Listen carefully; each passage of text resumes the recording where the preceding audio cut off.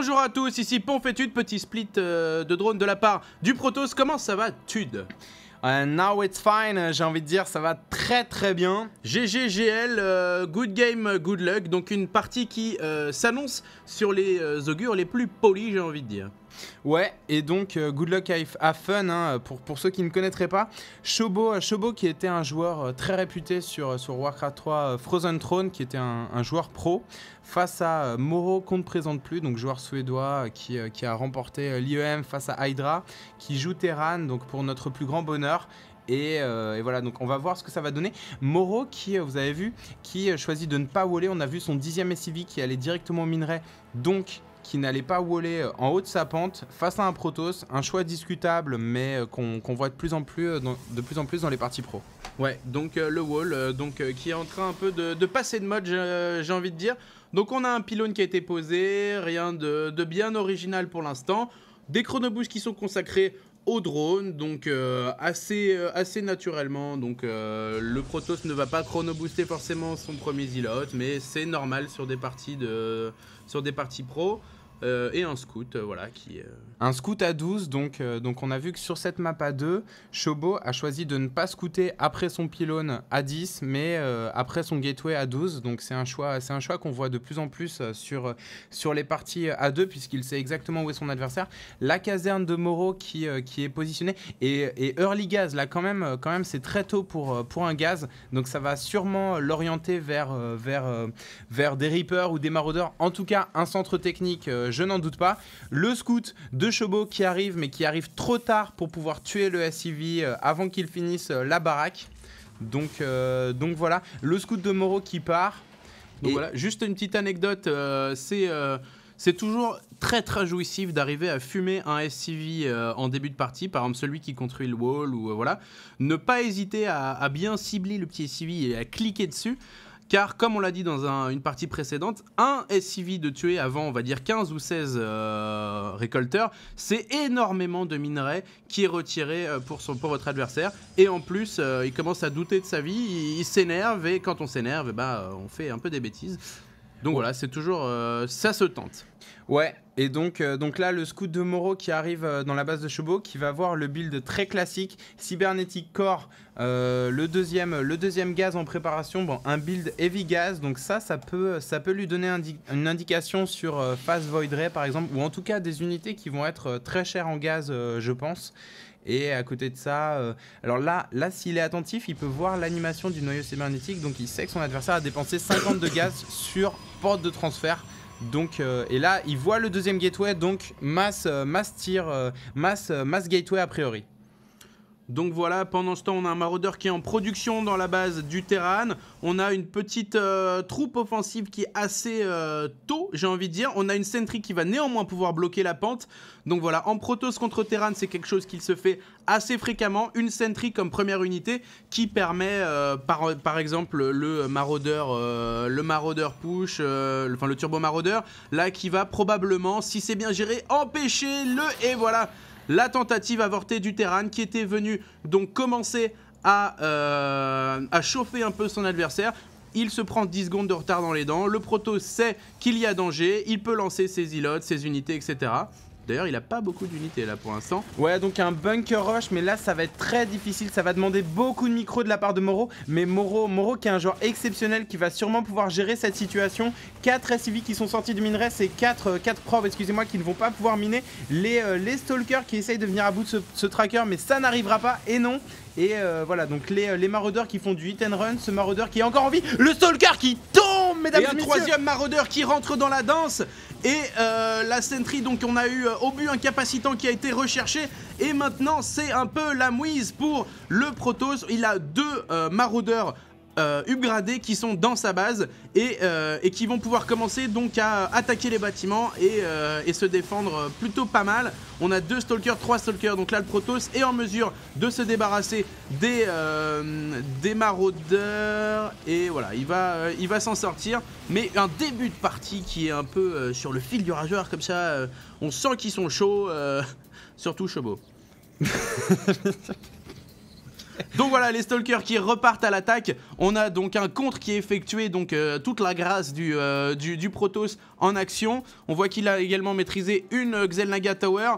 Et voilà, le Terran va le recevoir comme il se doit. Mais on va voir ce qui se passe. Le Protoss qui s'oriente d'ailleurs vers les rochers destructibles. Le Terran qui l'a senti, qui va probablement construire un petit dépôt de ravitaillement. Le Terran, ouais, effectivement, Moro qui a vu que ces rochers destructibles étaient en train d'être attaqués. Et voilà, le pylône de Shobo qui va lui permettre de warp des unités. Une armée qui commence à être très composite de la part de Shobo. Une armée très agressive en début de partie. Pas d'expand pour le moment. L'armée de Moro qui sort, là ça va vraiment être une bataille de micro-gestion.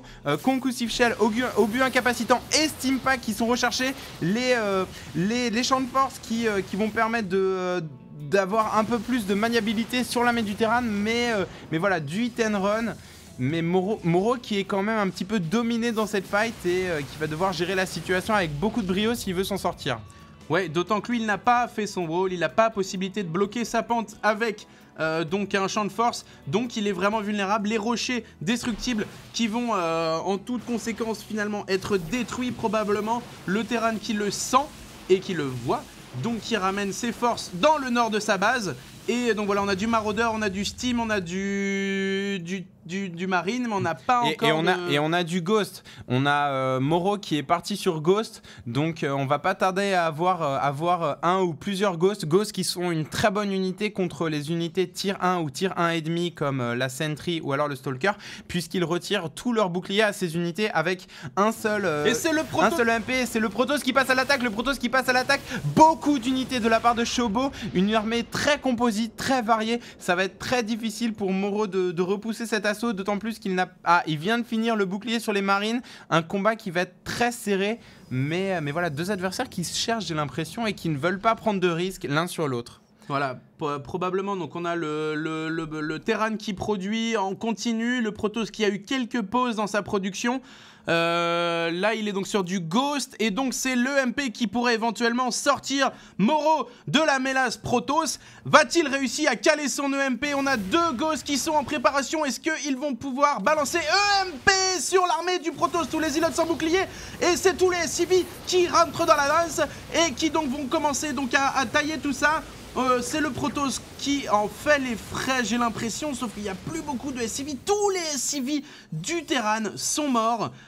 Certes, les deux armées sont à peu près safe, mais le Terran n'a plus de SCV.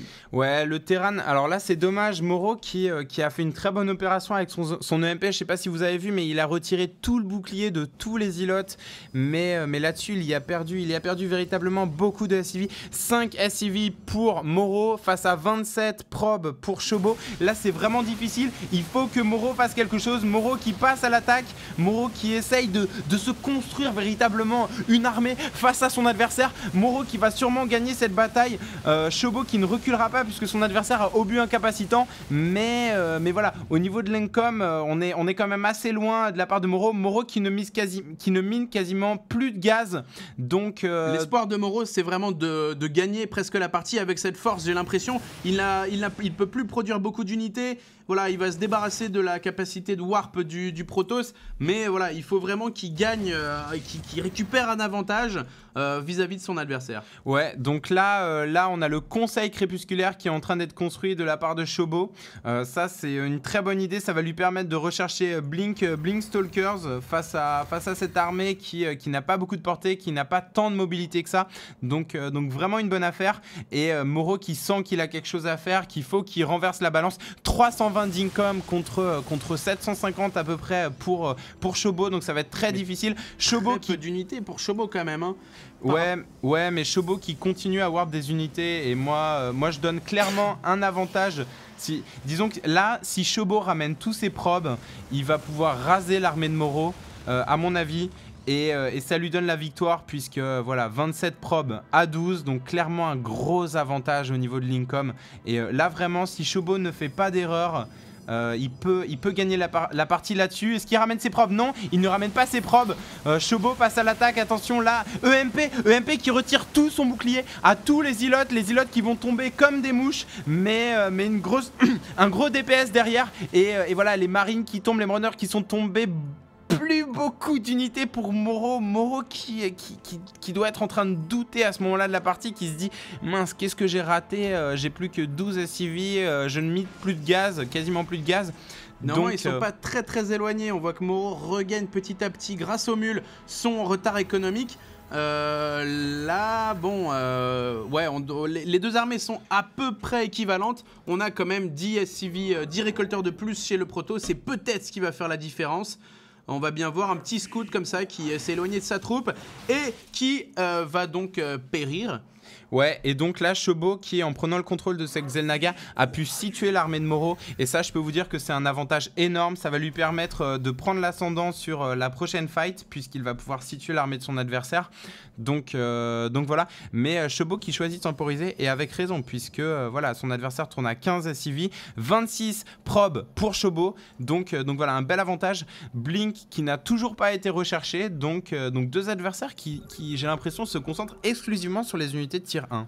Bah là, techniquement, tu me donneras ton avis, mais je pense que le Protoss a tout à fait intérêt à attendre, en fait, il mine 2 fois plus que il mine plus que son adversaire. Donc plus la game dure, plus la partie dure, plus c'est son avance qui est accentuée. Les Dark Templars, alors là, ça va être très très difficile pour Moro de contrer les Dark Templars. Je vous rappelle qu'un EMP révèle temporairement les Dark Templars. On va voir s'il va pouvoir l'utiliser avec brio. Je ne suis pas sûr qu'il ait vu les EMP. Ah non, il n'a pas vu les Dark Templars. Le Dark Templar qui s'infiltre dans la base de Moro. Est-ce qu'on peut faire un scan? Non, on ne pourra pas faire de scan. Il manque encore 10 d'énergie. C'est horrible. C'est horrible. Tous les SCV de Moro qui sont forcés de fuir la menace invisible. Et voilà, il n'y a plus de capacité de miner. Il y a 2 Dark Templars dans la base du Terran et qui vont commencer donc à chasser les SCV. Il va pouvoir faire un scan, il va pas en pouvoir en faire 2. C'est peut-être pourquoi le Protoss a divisé ses Dark Templars en 2 groupes. Ouais, alors je précise qu'une attaque de Dark Templar. Alors là vous avez vu, EMP non seulement retire le bouclier des Dark Templars, mais les révèle pendant un bref instant. Mais voilà, il reste un Dark Templar ici. Et joli. Je pense qu'il s'est pris une EMP dans la gueule, ouais. Mais ça a vraiment pénalisé l'économie de Moro qui n'a pas miné pendant au moins 1 minute. Donc voilà, une game très tendue pour Moro. Moro qui s'accroche à la partie et Shobo qui est en train d'installer son avantage. Ouais, on a donc un autre Dark Templar qui est dans la base du Terran. Est-ce qu'il reste assez et qui va donc cibler le Ghost. Le Ghost, c'est le problème seul qu'il reste. EMP. Oh, c'est très joli. Il restait pas beaucoup d'énergie aux autres Ghosts. Si ce Ghost tombait, c'était une EMP en moins. On a un autre Dark Templar qui continue à venir titiller le Terran. Voilà, il pousse le Terran à rester chez lui. Il se fait décapiter, c'est horrible. Il s'est coupé en morceaux. Ouais, il se fait décapiter. Une tour qui est enfin construite de la part de Moro dans ses récolteurs. Donc ça va lui donner un petit peu de sursis face aux Dark Templars. Mais j'ai l'impression qu'il a vraiment pris cher sur ces Dark Templars et qu'il a gaspillé ses EMP dessus. Donc voilà, encore des Dark Templars. Aïe, c'est très difficile. Là, il cible les Ghosts parce qu'il sait que seuls les Ghosts peuvent permettre... oulala, et c'est la baston. Steam qui est lancé, une force très supérieure, et c'est les troupes du Terran qui sont piégées. Et c'est le GG. GG de Moro qui s'incline face à Shobo. Shobo qui a donc gagné et qui, voilà, grâce à ses Dark Templars distillés comme ça un peu, qui a su garder le Terran sous pression, qui a su lui fumer ses SCV et qui est arrivé en grand prince pour terminer le boulot. Ouais, donc très belle partie, très bien amenée, très beau travail de la part de Shobo. Et donc voilà, merci beaucoup de nous avoir écoutés, à bientôt. À bientôt.